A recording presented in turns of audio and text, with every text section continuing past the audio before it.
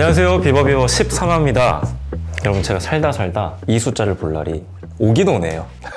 오늘 코스피 지수 확인하셨습니까? 정확히 얘기하면 어제자 지수겠죠? 그렇죠. 몇 시였나요?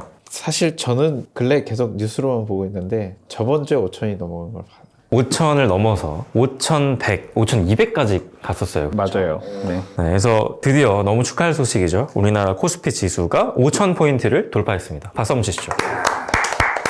이거는 뭐 투자를 하는 사람이든 안 하는 사람이든 축하할 만한 이슈이긴 하죠. 불과 2, 3년 전만 해도 국장은 답이 없다, 미장으로 이민 간다, 뭐 했던 말들이 정말 엊그제 같은데 대한민국 증시가 그야말로 대폭발을 했습니다. 도대체 무슨 일이 벌어진 걸까요? 이게 거품일까? 아니면 드디어 코리아 디스카운트를 해소하고 제자리를 찾은 걸까? 오늘의 비인 뉴스는 바로 코스피 5,000을 주제로 잡아봤습니다. 불과 2년 전에 코스피 지수가 2,000 중반대였습니다. 네, 맞습니다. 2배가 되었던 거예요. 2년 만에. 사실 이거는 사실 진짜 말도 안 되는 상승이라고 봐야 할 텐데 그 전까지만 해도 코스피 3,000 넘기도 힘들다라는 전망이 꽤 많았었거든요. 근데 단숨에 5,000까지 왔으니까 이 상승장의 핵심 엔진은 뭐라고 보십니까?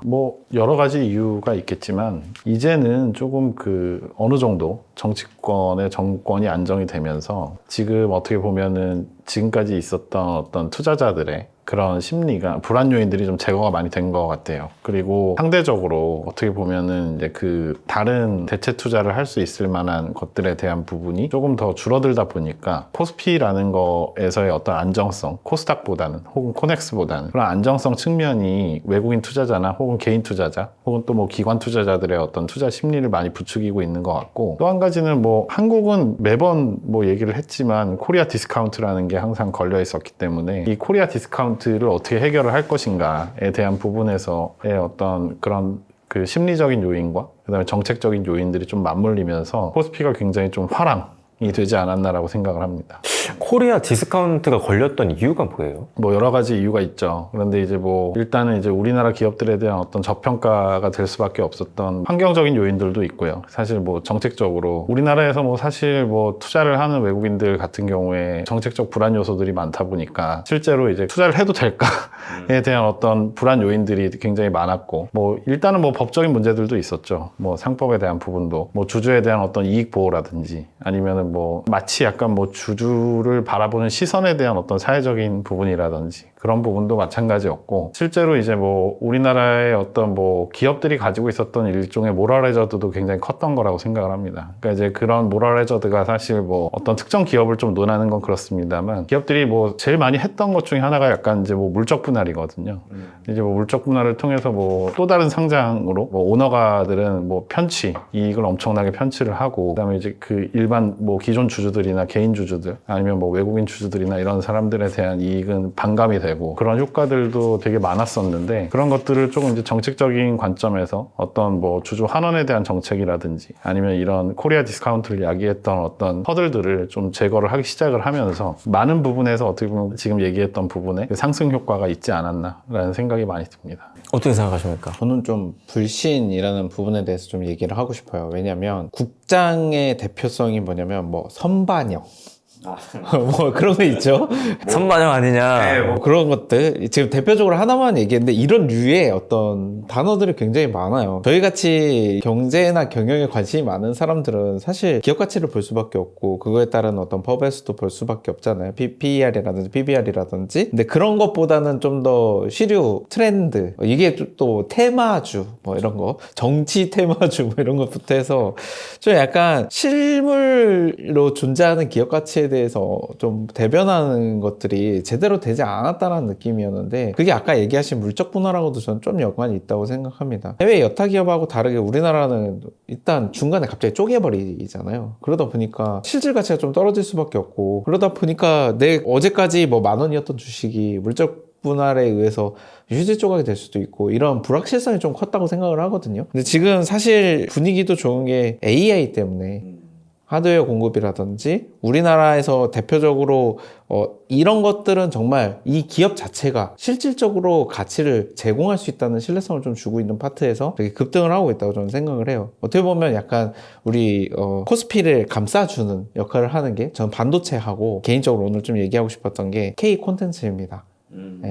이 두 가지 부분이 명확히 실력으로 하고 있다라는 부분들이 좀 보여지면서 이제 그리고 어떻게 보면 주주들 입장에서도 투자하시는 분들 입장에서도 옛날에 비해서 정보 공개 범위라든지 정보에 대한 탐색이나 정보에 대한 어떤 분석이나 이런 것들이 옛날엔 전문가 위주로 많이 했었어야 됐단 말이죠. 주식시장 하면 굉장히 어렵고 그래서 누군가한테 맡기는 돈이었다면 이제는 실질적으로 내가 분석하고 국제 시류도 내가 즉각적으로 반영을 할 수 있고 그거에 따라서 내가 즉각적으로 빼고 넣고 할 수 있는 매수 매도가 편한 어떻게 보면 편의성 부분도 좀 더 강조가 되고 있다는 부분에서 좀 국민들의 그런 어떤 이런 주식이나 혹은 경영 환경에 대한 어떤 지식의 상승 그거와 더불어서 지금 현 정부가 그런 것들을 안정화시키고 신뢰를 줄 수 있는 제도들이나 방향성에 대해서 좀 제시를 많이 하고 있었던 게 좀 큰 역할이 아니었나? 라는 생각이 좀 듭니다. 저는 이제 사실 정부의 역할을 말을 안 할 수가 없다고 생각을 하는 게 사실 코리아 디스카운트 특히 국장에 대한 이런 문제점 주가가 쉽게 오르지 않고 계속해서 답보하고 있는 상태에 대해서 정부가 계속해서 정책을 냈던 게 이제 와서나 조금 이게 효과를 보고 있지 않나 라고 저는 생각이 들고 정책이라고 얘기를 하면 2024년부터 정부가 기업 밸류업 프로그램이라는 걸 했대요. 그래서 PBR 1배 미만 기업들의 강제적 주주 환원 정책 정착이 좀 됐죠. 그러니까 예를 들면 금융주주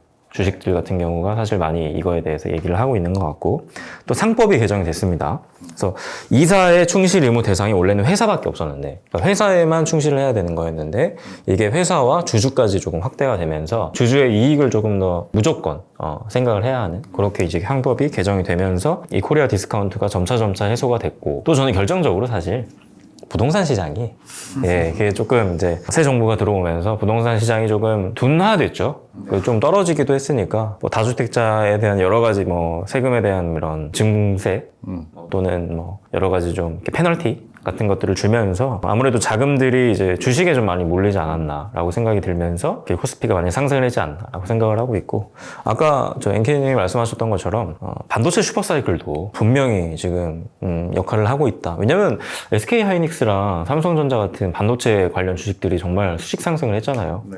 그게 거의 코스피를 이끌고 있다고 봐도 무방할 정도니까 그 세 가지가 잘 맞물리면서 지수가 여기까지 오지 않았나라고 생각합니다. 어제 주말에 조금 뉴스를 봤는데 그 26년도 1월에 어떻게 보면은 그 수출 무역 수지 흑자의 폭이 거의 25년도보다 거의 배 이상이고 역대 최대라는 뉴스를 봤습니다. 그래서 지금 뭐 아까 얘기하셨던 AI가 뭐 분야가 굉장히 여러 가지가 있지만 AI 뭐 반도체 제조 분야에서만큼은 정말 독보적인 1위를 지금 하고 있고 수출도 이미 뭐 1월 기준으로만 봐도 역대 최대치를 지금 경신을 했으니까 아마도 이런 부분에서 어떻게 보면 그러니까 코스피 지수를 이끌고 있는 큰 대장주들의 역할 때문이라도 아마 코스피가 굉장히 좀 많이 상승을 하고 있는 것 같습니다. 어떻게 지금 두 분 다 주식을 하고 있는 걸로 알고 있는데 국장을 들고 계시죠? 네. 그렇죠. 저는 사실 해외 주식밖에 지금 현재는 없는 상황이어서 표정이 그렇게 밝지는 않습니다. 해외 나스닥은 사실은 뭐 지금 좀 답보 상태고 좀 떨어졌죠 많이. 네네. 특히 저는 마이크로소프트 대주주였는데 대주주까지는 아니죠. 제가 가지고 있는 거에 거의 대부분이 마소에 들어가 있었는데 떨어져 있는 상태입니다. 그래도 대한국민 만세, 코스피가 올라야 또 우리나라가 또 잘 발전을 하는 거기 때문에 그렇죠. 그거에 대해서는 뭐 너무 좋아하고 있는 상태고 코스닥도 많이 올랐어요. 네. 코스닥도 지금 1000이 넘어갔고 맞습니다. 뭐 앞으로 3000까지 갈 것이다. 막 이런 이제 핑크빛 장밋빛 그런 전망이 나오기도 하고 코스피도 6천까지 갈 것이다. 뭐 이 정도의 전망이 나오고 있는 추세인데 그러다 보니 저도 제 지인들뿐만 아니라 주변 사람들 얘기를 들어보면 막 빚을 내서 들어간다거나 지금 가지고 있는 자산을 좀 처분해서 들어간다거나 뭐 이런 경우들이 지금 보이기 시작했어요. 네. 옛날 비트코인 때처럼. 맞습니다. 사실 주식은 코인처럼 급락하기가 사실 좀 어렵잖아요, 구조가. 특히 이런 대장주에 대한 경우는 이런 지금 사회 시류에 대해서는 어떻게 생각을 좀 하십니까? 저는 사실 투자에 관심을 갖는 어떻게 보면은 이런 금융지식의 함양을 위해서 정말 지금 하고 있는 어떤 코스피가 올라가고 코스닥도 동반 상승을 하고 있다 보니까 그거에 관심을 갖는 건 너무 좋은 건 것 같아요. 국민적으로 어떻게 보면 일하는 자본에 본인의 어떤 가처분 소득을 넣는 행위라든지 그런 것들은 뭐 묶여있는 돈을 만드는 것보다는 좋은 것 같습니다. 근데 다만 좀 한 가지 걱정이 되는 거는 이런 포모 현상으로 인해서 실제로 뭐 투자에 관심이 없었는데 묻지마 형태로 투자를 하거나 아니면은 뭐 빚을 내서 투자를 한다. 뭐 레버리지를 일으켜가지고 그거는 사실 좀 개인 자산이 망가질 수 있는 여지도 충분히 있는 거거든요.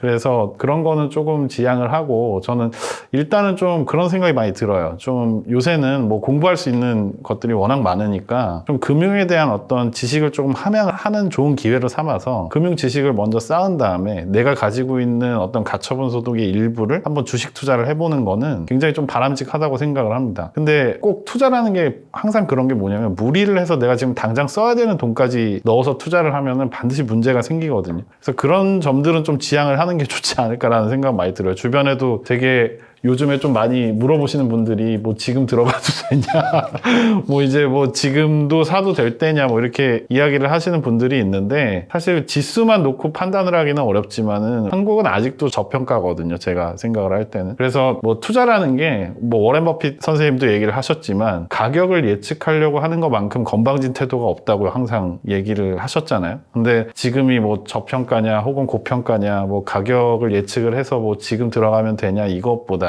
좀 더 장기적인 관점에서 좋은 기업에 일하는 자본에 내가 내 자본을 넣는다라는 관점으로 접근을 해야지 뭐 어떤 특정 타이밍을 잡아가지고 내가 그 타이밍에 들어가서 한탕을 벌겠다 이런 태도는 사실 굉장히 안 좋은 거죠. 정말로. 예.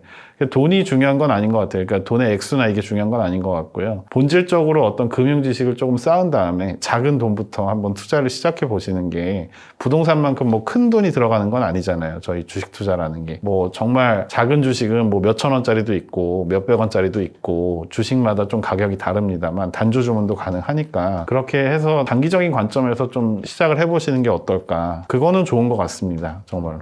어떻게 생각하십니까? 저도 좀 비슷한 생각이 있어요. 사실 저희가 이런 걸 레버리지라는 말을 많이 쓰는데 결국은 지렛대의 힘을 빌리자는 거잖아요. 문제는 내 힘이 아닌 게 문제인 거죠. 예, 돌의 위치는 저희가 이게 시소가 있으면 돌의 위치를 옮겨놓으면은 한쪽 힘이 더 커지잖아요. 그렇죠? 그걸 얘기를 하는 건데 이 돌의 위치를 옮기는 게 내 자신의 자본이 더 많냐 타인 자본이 많냐라는 부분이거든요. 네, 부동산처럼 생각을 안 하셨으면 좋겠다는 생각을 좀 해요. 마치 누구 신화, 누구의 뭐 졸부 신화 이런 것들을 계속 답습하는 경향이 있는데 미국 같은 경우에는 미채권이나 아니면 배당주 중심으로 그냥 평생 부어놓고 사시는 분들이 많잖아요. 우리나라도 그런 성숙한 주식 투자 분위기를 만들 수 있는 좋은 전환점이 있는 것 같은데 이럴 때일수록 주주인 본인, 그러니까 주식 투자하는 본인이 좀 경각심을 가지셨으면 좋겠어요. 정보가 너무 많습니다. 저만 해도 아무래도 이쪽 사이드에 있다 보니까 유튜브를 틀면은 그 이제 메인에 광고가 뜨잖아요. 그러면 지금 아니면 늦습니다 뭐 이러면서 이제 자극적인 썸네일과 함께 영상들이 굉장히 많이 떠요. 그래서 어느 날은 좀 궁금해서 눌러봤거든요. 그때 카톡방으로 넘어가더라고요. 야, 안 됩니다. 네. 근데 제가 근래에 한 5분 넘게 상담을 받았어요. 주변에서. 이 사이드에 있다 보면 이 얘기 많이 듣지 않습니까? 카톡방 들어갔다가 뭐 몇억 혹은 몇천, 많게는 평생 벌어둔 돈을 다 잃었다 이런 얘기를 많이 하시는데 여러분들이 정보의 주체가 되지 않는다면 그냥 부동산 불패처럼 무조건 오를 거야 라는 기대만 가지고 돈을 갖다가 집어넣는 거는 사실 불안정성이 높고요. 사실 그런 분위기에 휩싸일 때 가장 중심적으로 생각하셔야 될 게 적게 벌더라도 안정적으로 버는 게 훨씬 중요하거든요. 저희가 이걸 포트폴리오라고 하죠. 인터넷에 포트폴리오라고 치면 굉장히 많이 나옵니다. 좀 저명하신 분들도 많이 강의를 하시는데 주식도 어쨌든 정보를 자기가 자체적으로 획득하고 좀 자생적으로 할 수 있는 건강한 분위기가 좀 됐으면 하는 생각이 저는 있습니다. 예. 아니 근데 이성적으로는 다 알죠. 다 알죠. 뭐 이제 포트폴리오를 구성해서 안정적으로 투자를 구성해야 되고 장기적으로 이제 이걸 가져가면 자산이 오를 거다라는 생각은 다들 알고 있는데 아예 NK님도 하이닉스가 이렇게 수직 상승을 하니까 야 이거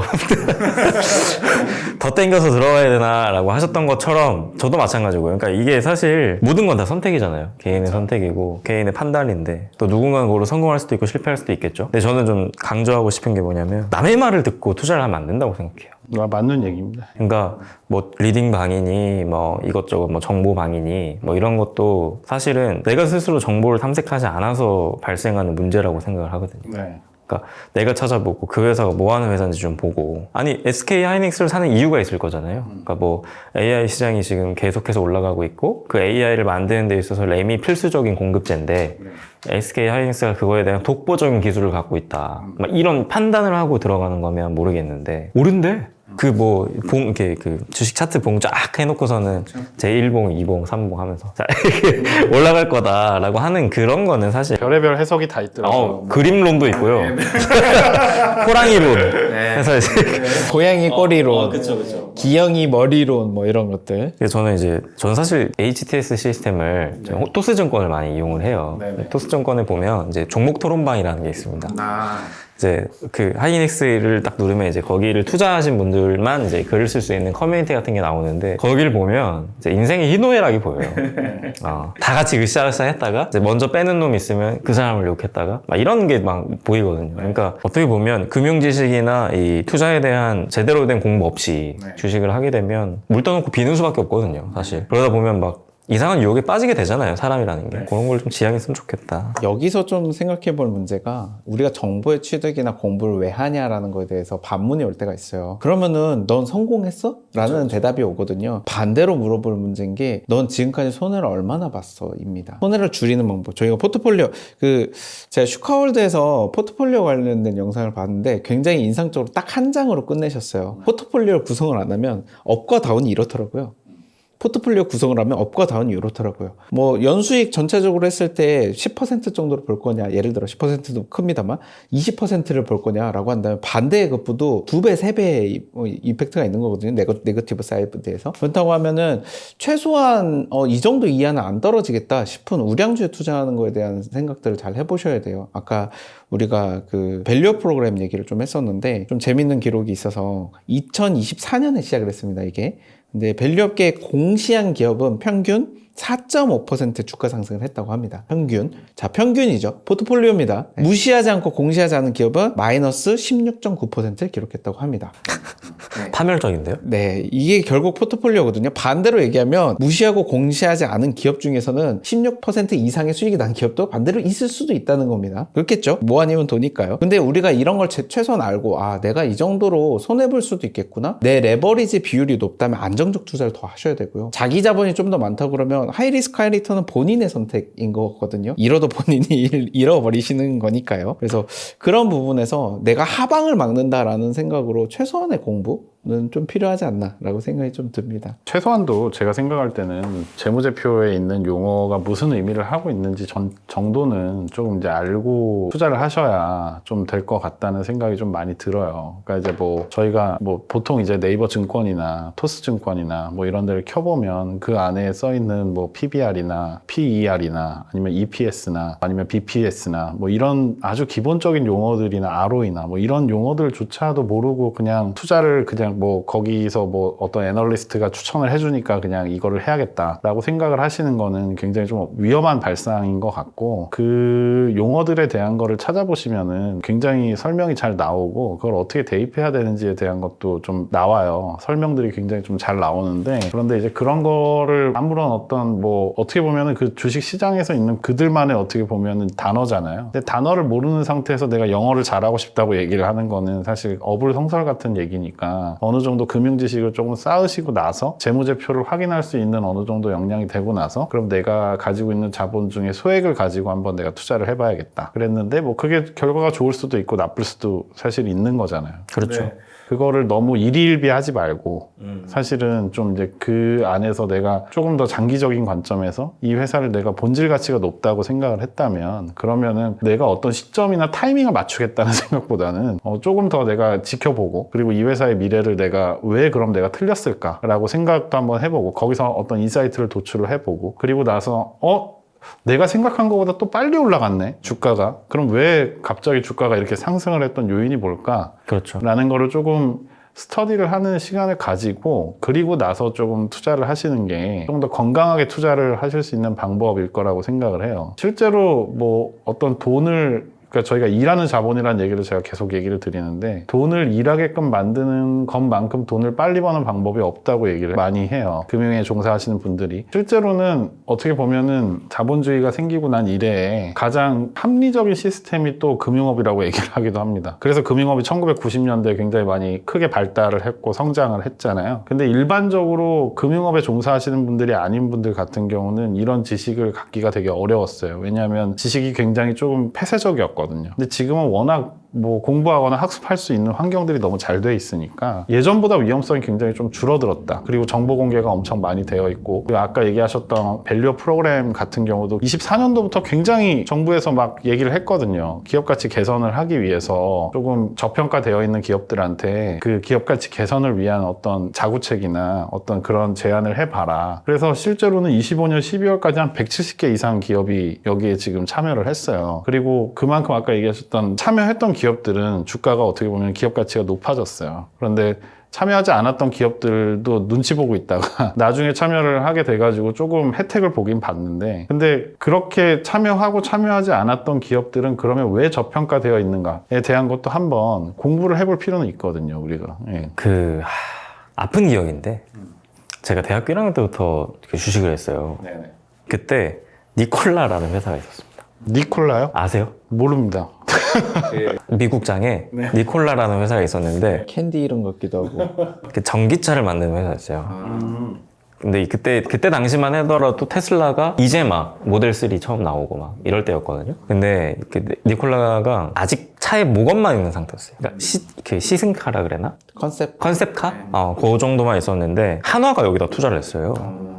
그래서 주가가 정말 거의 꽤 많이 이렇게 올라갔었던 기업이었거든요. 그래서 저랑 이제 친구들이랑 이야기를 하다가, 대학생이 사실 돈이 별로 없잖아요. 그래서 테슬라보다는 훨씬 쌌고, 근데 전기차의 세상은 올 것 같으니 이제 니콜라라는 주식을 사자. 샀습니다. 샀는데 그때가 2017년, 18년 이때예요. 근데 이제 올라갔죠. 막 갑자기 막 상한가도 치고 그랬어요. 그러다가 이게 미국장이 무서운 게, 우리나라는 상한가가 30%로 정해져 있잖아요. 거기는 그게 딱히 없더라고요. 리미트가 딱히 없더라고요. 근데 어느 날 갑자기 주가가 전 처음 봤습니다. 이렇게 올라갔다가 이렇게 떨어진 거예요. 이렇게. 그냥 일직선이에요. 한 방에. 예. 그 막 쭉 내려가더니만 이제 진짜 막 몇천 원 정도 수준이 된 거예요. 그래서 이제 한화도 결국 엄청난 손해를 보고 그거를 청산했거든요. 그때 느꼈죠. 한화라는 기업도 주식 이런 식으로 이제 얘기를 하다가 이렇게 큰 손해를 볼 수도 있는데, 우리도 뭐 미국이든 한국이든 주식을 하다 보면, 잘 모르고 투자를 하다 보면 그렇게 수직으로 떨어지는 날이 올 수 있겠다라고 이제 그때 좀 많이 배웠거든요. 그래서 주식을 투자를 할 때 가끔 하다 보면 이렇게 주변 제 친구들이나 이렇게 지인분들하고 얘기를 하다 보면 최악의 경우를 생각 안 하시는 분들도 많더라고요. 맞아요. 그러니까 뭐 저는 개인적으로 코스피가 5,000원이 넘어갈 때 그 타이밍을 놓쳤다고 하죠. 저는 사실 못 들어갔습니다만, 사실 아직도 잘 못 들어가겠는데 손이 잘 안 가더라고요. 근데 모든 주식 투자하시는 분들이 정말 원금 손실이 무조건 될 수 있다라고 생각을 좀 하셨으면 좋겠어요. 그렇죠. 이거는 부동산도 마찬가지고 예금 상품 같은 게 아니잖아요.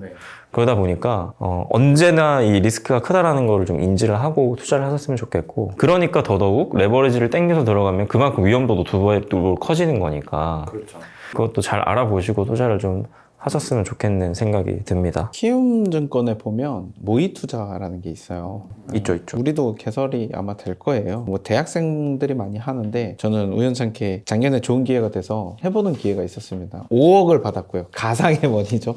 그래서 이거 자유 투자를 해봐라 뭐 이렇게 해가지고 참여를 했었어요. 그때 프로젝트에. 근데 어떻게 하는 게 좋겠냐라는 거에 대한 고민을 했을 때 1억씩 5개로 나눠봤거든요. 그냥. 근데 그렇게 해도 분야가 5개잖아요. 저는 5개 분야 섹터, 산업 분야 섹터로 나눴거든요.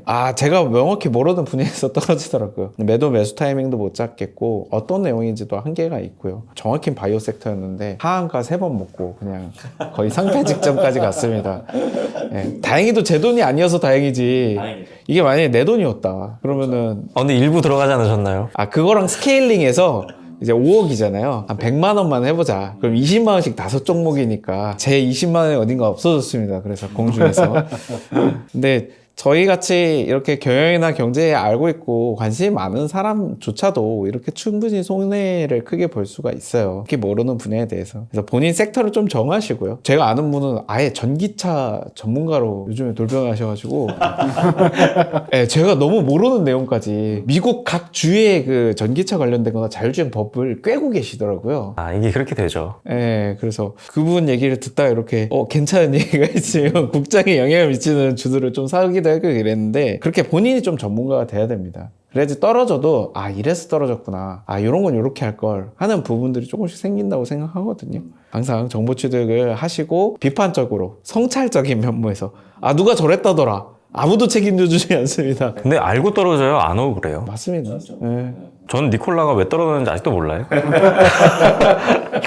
그 당시 때는 좀 큰 돈이었는데 나름. 그랬겠죠. 네, 그때 그래도 100만 원대가 넘어갔으니까 대학생한테는 커요. 진짜 컸어요. 네, 진짜 손이 발발 떨리고 눈물이 났었는데 그건 배웠죠. 그게 아니었다면 지금쯤 큰 손해를 봤을 수도 있습니다. 그럼 반대로 좀 두 분 다, 뭐 저도 포함이겠지만 좀 좋았던 주식의 경험이 있으세요? 큰 성공의 경험. 네. 저는 소소한 성공의 경험이 있습니다. 소소한. 대한항공. 대한항공. 특별히 이유가 있었나요? 그때 코로나 때였어요. 코로나로 이제 하늘길이 끝났을 때였는데 뭐 근데 코로나 때 워낙 상승장이어가지고 다들 많이 버셨던 것 같은데 그때 대한항공이 쭉 떨어졌었어요. 근데 제가 대한항공 아시아나를 같이 샀거든요. 근데 쭉 떨어져서 무조건 풀리긴 하겠지. 그리고 풀려야 사람들이 이동도 하고 할 테니까 오르겠지 하고 사놨는데 갑자기 이제 합병 뉴스가 뜬 거예요. 대한항공이 아시아나항공을 산다. 그래서 그때 한번 큰 나름의 성공을 거뒀었죠. 그때가 아버지가 저한테 돈을 맡기셨어요. 주식을 좀 해봐라. 물론 이제 보고는 했죠. 이제 뭐 몇 달에 뭘 샀고 몇 주 정도에 얼마의 평단에 들어가서 지금 보고 있다. 근데 이제 그걸 매주 보고를 하다가 이제 아시아나랑 대한항공 합병 뉴스가 뜨고 쫙 뜨자마자 바로 그날 아침에 아버지한테 전화가 왔습니다. 고맙다. 오른 돈의 반은 네가 가져라. 그래서 그때 시드머니를 좀 얻었죠. 그럼 지금 주주가 아니신가요? 지금 그때 다 팔았습니다. 다 파셨고. 혹시 난 이런 주식은 좀 고마웠다. 이 회사. 근데 저는 좀 약간은 그 접근이 조금 달랐던 것 같은 게, 그러니까 저는 사실 제가 관심 있는 종목이라기보다는 저도 그러니까 주식 투자한 지가 한 18년 가까이 된 것 같은데, 저 같은 경우는 사실 개인 투자를 할 때 제가 조금 좋아하는 제품군을 많이 투자를 했던 것 같아요. 그러니까 이를테면 제가 조금 이제 좋아하는 게, 제가 워낙 라면을 좋아하니까 그 농심의 주식을 예전에 좀, 이거 말해도 되는 거죠? 뭐 유튜브인데 뭐 저희가 종목을 추천해서 추천한 게 아니라 사세요가 아니라 과거의 경험입니다. 과거의 경험이니까 농심 주식을 조금, 농심이 비싸지 않을 때였는데 그때 제가 그냥 그 라면을 너무 좋아해가지고 샀는데 잊고 살았어요. 일을 하다가. 그 주식이랑 이제 그 다음에 제가 우리나라에 나와 있는 어떤 복제약들 같은 경우가 대부분 이제 좀 복제약이라는 게 이제 바이오시밀러라고 보통 얘기를 많이 하는데, 대체 이런 것들은 누가 만들까? 분명히, 왜냐면 제가 좀 특허 쪽 일을 했었으니까. 그러다 보니까는 뭐 제약바이오 쪽에 어떻게 보면 시밀러 제품 진짜 많은데 이거 누가 만들까라고 생각을 해서, 그때 뭐 대장주도 아니었고 뭐 그런 것도 아니었는데 우리나라에서 복제약 만드는 그 회사가 셀트리온이라는 회사가 있었는데, 그때 이제 거기를 좀 샀었고, 그 다음에 이제 PC에서 모바일로 옮겨가는 시대에 약간 카카오 주식은 제가 한 4번 정도 샀다가 4번 정도 팔았던 것 같은데, 그런 주식들이 조금 제가 생각할 때는, 그러니까 저는 좀 약간 제가 생각할 때 제가 쓰면서 관심이 있는 제품이나 생활 소비재나 이런 것들을 보다가 약간의 호기심이 들었을 때 그 회사를 조금 이제 알아보고, 그리고 나서 조금 투자를 했는데, 그리고 나서 잊고 살았는데, 그게 이제 결과가, 그러니까 뭐 그걸 펼쳐보거나 뭐 그랬던 게 아니고, 그냥 뭐 그거를 이제 사고 나서 조금 이제 꾸준히 일을 하다가 장투가 된 거죠. 예. 그러니까 이제 뭐 그러다가 이제 그냥 어느 날 봤더니 조금 주식이 올라가고 좀 이제 그랬던 경험. 이제 카카오 같은 경우는 좀 달랐죠. 카카오 같은 경우는 좀 달랐는데, 나머지 좀 좋았던 기억은 이제 그런 기억들이 좀 있었던 것 같아요. 물론 저도 제가 돌이켜 보면, 제가 이제 좀 이제 증권사나 이런 쪽에 좀 애널 분들을 좀 알고 있으니까 그분들이 추천해줬던 주식들도 있었어요. 사실은 있었는데, 제가 뭐 증권사에 계시는 애널분들을 무시하는 게 아니고, 그분들이 소개를 해줬던 주식에서는 크게 그렇게 좋은 결과가 없었던 것 같아요. 그래가지고 그래서 저는 그냥 제가 판단을 합니다. 그래서 제가 판단을 해서 사고, 제가 판단을 해서 사는 게 오히려 더 경험제적으로는 조금 더 좋은 성과가 있었기 때문에 그랬던 것 같습니다. 또 뭐 좋았던 저는 기억. 원래 주식에 관심이 별로 없었어요. 좀 약간 꼭 해야 되나 이런 생각이 좀 있었는데, 어느 순간 그러더라고요. 너는 투자를 한다는 친구가, 스타트업이랑 뭐 이런 것도 한다는 친구가 너가 주식을 안 해도 되겠니? 라는 말을 누가 했어요. 그래서 그게 계기가 돼서 저도 넣어놓고 잊어먹었습니다. 근데 당시에는 이제 저는 케미칼주 관심이 있었어요. 케미칼주에서도 신성으로 떠오르는 포스코, 이름이 지금은 포스코 캠텍인가요? 포스코 케미칼, 이름이 3번 바뀌었어요. 하여튼 처음 들어갔는데 잊어놓고 나중에, 사실 주식 어플도 자주 안 켰거든요. 매번 로그인할 때마다 로그인 방법을 까먹는 거예요. 들어가기가 좀 힘들죠. 네. 그래가지고 뭐 매수 매도도 그렇고 뭐 비밀번호도 그렇고 아무것도 모른 채로 그냥 넣어놓고 그래도 어디 가서 주식했습니다 정도 방점만 찍으려고 했던 거죠. 몇 년 뒤에 봤더니 470% 이렇게 돼 있는 거예요. 470%? 네. 그러니까 한 4배 좀 넘게 먹은 거죠. 시드가 매우 작았어요. 수익률이 중요하죠. 근데 수익률의 경험이라는 게 저는 되게 중요하다는 생각을 했어요. 그때 이후로 돈의 숫자보다 내가 계속해서 이 정도 어느 정도의 퍼센테이지로 늘릴 수 있냐에 대해서 내가 시도해보는 게 되게 중요하다고 생각했거든요. 그 이후에는 그걸 시드 삼아서 분산 투자를 해보기 시작하니까 답이 나오더라고요. 아, 이런 거는 내가 잃더라도 되게 후회가 많은 종목이 있고 어떤 거는 좀 아니랬다 하는 종목들이 있거든요. 확실히 그런 것들이 좀 정제가 되니까 요즘에 포트폴리오가 좀 안정화된 느낌을 많이 받았어요. 그래서 이런 성공의 기업이 저는 되게 중요하다고 생각해서 한번 여쭤보고 싶었어요. 두 분께도. 근데 저는 좀 실패의 경험도 하나 더 말씀드리고 싶은 게 있는데, 아까 말씀하신 거 들어보니까 내가 되게 좋아하고 내가 자주 사용하는 거에 대한 주식을 사는 게 좋다. 저도 그렇게 생각을 했습니다. 그래서 뭘 샀냐? 미국에 맨체스터 유나이티드 주식이 상장을 해놨어요. 그 당시에 맨유 주식이. 근데 이제 축구단이 보통 상장을 하는 경우가 매우 드문데, 그렇죠. 근데 이제 맨유는 사실 워낙 큰 글로벌 구단이다 보니까 미장에 상장이 돼 있거든요. 전 또 맨유를 워낙 좋아하는 맨유 팬이다 보니까 그 당시 때 맨유 주식을 좀 많이 샀었습니다. 왜냐면 그때는 정말 팬심으로 샀어요. 근데 그때 간과했어요. 축구단은 돈을 먹는 하마라는 걸 그렇죠. 깜빡했죠. 이 정도의 글로벌에서 막 세 손가락 안에 드는 구단이면 당연히 뭐 주가도 그렇고 좋지 않을까라고 생각을 했는데, 그 경기를 지고 이기고 중요한 게 아니더라고요, 주가는. 근데 그 주가는 뭐냐면 비싼 선수를 사오잖아요. 그럼 주가가 떨어져요. 또는 뭐 스폰서 계약 같은 게 되게 오히려 중요하고 뭐 중개권 협상 이런 게 중요하지, 선수를 사온다거나 경기를 이긴다거나 이런 게 별로 중요하지 않더라고요. 그리고 그 당시 때가 사실 맨유가 아시는 분들은 아시겠지만 지금도 안 묶이잖아요. 그 구단이 안 묶이잖아요. 성적이 안 좋거든요. 옛날 그 맨유가 아닙니다. 그러다 보니까 단 한 번도 오르는 골을 본 적이 없어요. 맨체스터 유나이티드 주식이. 그래서 이제 쭉 빠지다가 손절했습니다. 네. 그래서 이제 이걸 모르고 하면 되게 억울하더라고요. 그렇죠. 산업 특성을 잘 알아야 된다는 얘기를 저도 왜 했냐면 비슷한 경험이 있어서, 제가 사실 콘텐츠 관심이 많잖아요. 하하. 그래서 제가 두 군데 좀 투자했다가 일반적인 생각으로 투자하면 안 되겠다고 생각한 데가 어디냐면 엔터주랑 그다음에 게임주입니다. 일단 엔터주는 PER, PBR이 안 먹혀요, 일단. 네. 그쵸. 아티스트 영향 되게 강하게 받고요. 그러려면은 제가 아티스트를 깨고 있어야 되는데, 두 분께서 아시겠지만 제가 아이돌 이런 게 별로 관심이 없거든요. 살기 바빠가지고. 근데 왜 오르는지 알 수가 없는 거예요. 그래서 제 주변에 아이돌 정말 잘하시는 분이 있습니다. 엔터를 잘하시는 분. 여쭤봤더니 당연히 떨어지지 않겠냐 이런 것 때문에 라고 얘기하는데, 저도 반대로 그쪽 용어를 들으니까 무슨 얘기인지 모르겠더라고요. 도대체 뭐가 오르고 내렸고 뭐가 문제가 있었고 이러는데 이게 금융의사결정에 영향을 미칠 정도로 좀 특수한 파트에 있구나. 그래가지고 한번 호되게 당하고, 게임도 좀 비슷한 케이스가 있습니다. 게임 같은 경우에는 사실 거버넌스가 좀 중요한 파트더라고요. 그게 무너지면 게임을 가치를 높이는 거가 BM으로 장난치는 기업들이 좀 있다 보니까 많죠, 사실. 대표적으로 뭐 NC 같은 케이스가 좀 아쉬운 케이스인데 100만 원까지 찍었다가 지금 이제 10만 원대, 20만 원대 왔다 갔다 하고 있는 기업인데, 사실상 거버넌스 그리고 BM에 대한 어떤 신뢰성, 고객과의 소통 이런 부분이 많이 불거져서 생긴 문제였었거든요. 단순히 기업 실적 가치로만 보면 린지 같은 경우에는 뭐 모바일 세대로 넘어오면서 실적이 굉장히 높았음에도 불구하고 뭐 예전의 아성은 되찾지 못했단 말이죠. 뭔가 계속 누군가 리스크라고 생각을 했었던 거겠죠. 그런 것들에 대한 어떤 그 산업군만이 갖고 있는 특성을 충분히 공부하고 이해하지 않으면 들어가셔서 이거 좋겠네? 내가 좋아하는 거니까 라는 팬심만으로 좀 한계가 있다 라는 거 저도 똑같이 동의를 좀 합니다.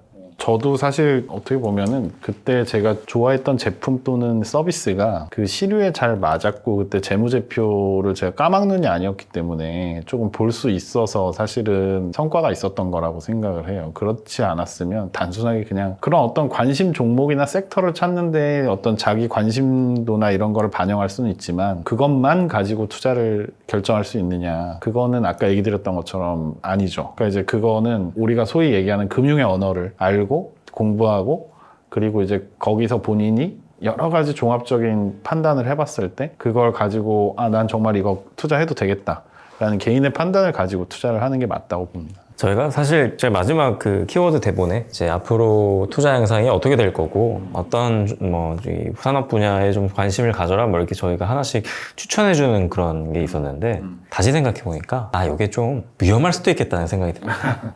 네. 그래서 그거에 대한 거는 이제 개인적인 판단을 좀 하셨으면 좋겠고 다만 이제 마지막으로 그 얘기를 좀 하면서 마무리를 지었으면 좋겠어요. 본인들 그러니까 저희 셋이 각자가 지키는 투자에 어떻게 보면 원칙 같은 게 있을 거라고 생각을 해요. 투자를 하기 전에 뭐 고려하는 사항이라든지 또는 어떤 지표를 유심히 본다 라든지 그런 것들을 하나 둘씩 좀 이야기를 하면서 이번 녹화를 맞춰보는 게 어떨까 생각이 듭니다. 저는 뭐 이거를 얘기하자면 되게 긴데 사실은 뭐 그냥 간단하게 말씀을 드리면 뭐 일단은 저 같은 경우는 아까도 얘기했지만 제가 한 18년, 20년 동안 지켜왔던 게 뭐였냐면 일단 제가 관심이 있어야 됩니다. 그 분야에 대해. 일단은 제가 관심이 있는 분야여야 되고 제가 평소에 많이 이용하는 거여야 되고 그리고 이제 제가 뭔가 어디선가 정보를 얻어서 혹은 이제 저희 쪽은 이제 뭐 일반적으로 이제 경제나 경영 쪽에 많이 노출되어 있다 보니까 그런 어떤 시장 동향이나 어떤 상황을 봤을 때 꼭 내가 이용하지 않는다고 하더라도 이쪽 섹터가 앞으로는 좀 전망이 좋을 것 같다. 거시적으로 놓고 봤을 때 그런 관심도라도 가져줘야 되는 게 일단 첫 번째인 것 같습니다.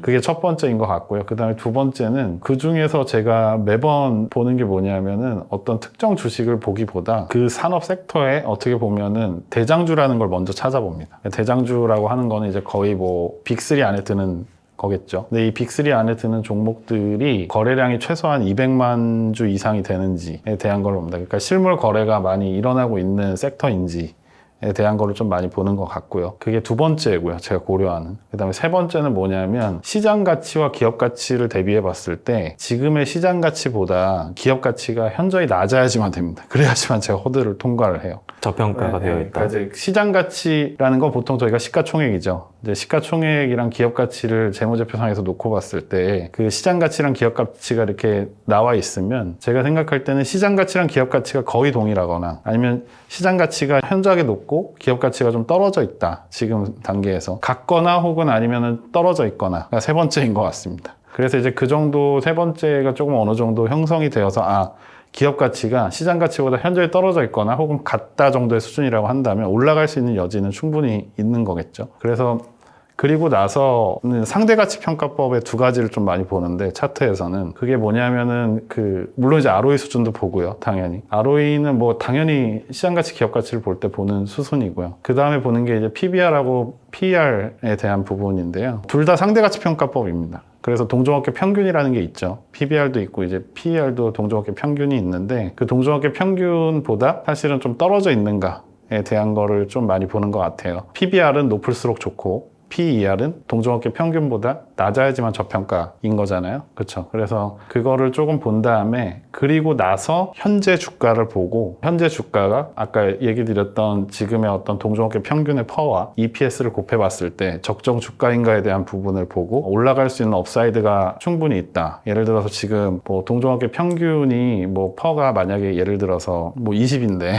우리 회사의 주가의 퍼가 예를 들어서 뭐 한 10밖에 안 되고 EPS가 굉장히 높다.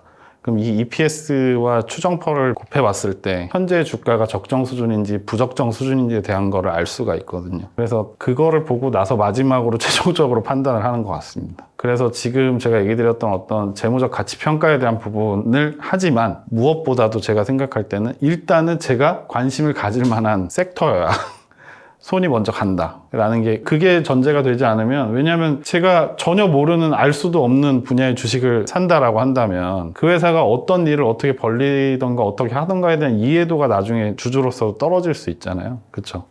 그래서 그게 저한테는 좀 굉장히 중요한 포인트인 것 같습니다. 저도 좀 비슷한 것 같아요. 일단은 뭐 네이버 금융에 들어가시면 특정 종목을 클릭을 하시면 동종업계 퍼라는 란이 있어요. 그래서 뭐 그것도 클릭해보면 비슷한 산업 섹터군으로 그 주식들이 쭉 뜹니다. 근데 거기 위에 보면 상단에 아까 말씀하신 상대가치 평가를 하기 위해서 뭐 이제 거래량부터 해서 퍼라든지 아니면 뭐 종전 주가라든지 뭐 이런 것들이 다 나오거든요.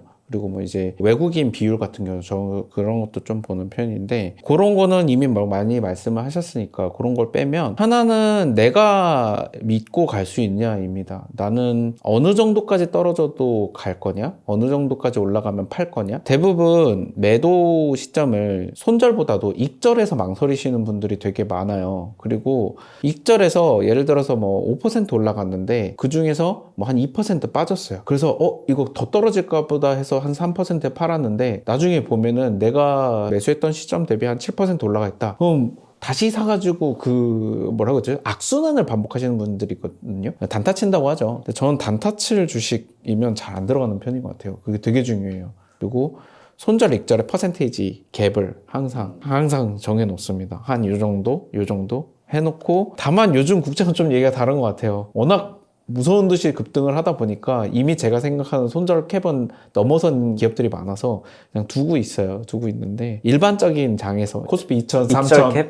네, 익절 캡도 있어요. 익절 캡? 익절 캡도 있는데 지금 이미 넘어섰죠. 그쵸. 지금은 너무 분위기가 좋아서 그런데 이게 좀 떨어져도 그렇게 동요하지는 않을 것 같아요. 내 익절 캡보다 훨씬 높기 때문에 그런 거거든요. 그래서 그런 것들이 규칙이 있느냐. 그리고 아까 지표 얘기를 좀 드렸는데 그런 것들을 좀 잘 보셔야 됩니다. 전자공시로 올라오는 지표 중에서 되게 힌트를 주는 게 많습니다. 뭐 예를 들어서 관리기업이라는 말이 있어요. 예, 제가 그걸 당했었기 때문에 안 보고 공격적으로 투자를 했는데 나중에 알고 보니까 관리기업인 거예요. 근데 그런 거를 꼬시는 주변 사람들이 있거든요. 관리기업인 이유가 그만큼 대박 날 거기 때문이다라는 어떤 확증 편향에 갇히시는 분들이 있어요. 근데 냉정하게 판단을 하셔야 되고 주가가 너무 올라도 관리기업이죠? 예, 네, 맞습니다. 뭐 매수 사이드 카드, 매도 사이드 카드는 사이드카인 건 동일하니까요. 어쨌든 그런 부분이 있고 하나 또는 AI 조금 쓰고 있습니다.